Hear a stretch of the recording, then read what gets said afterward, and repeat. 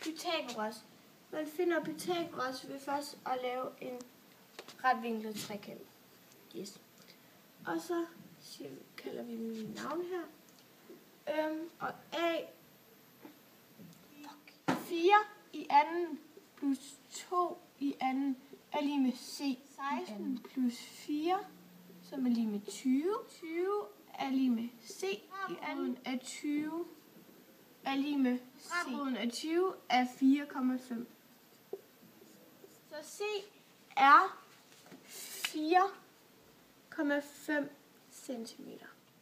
Tegneserie.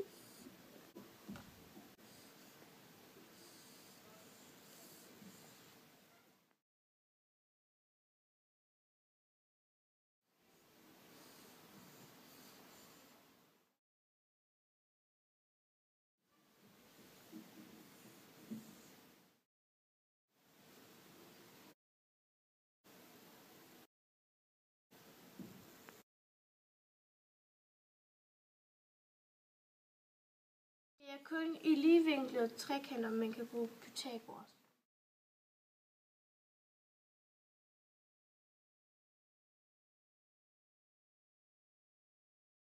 Hypotenusen, det er den her linje. Hypotenuse.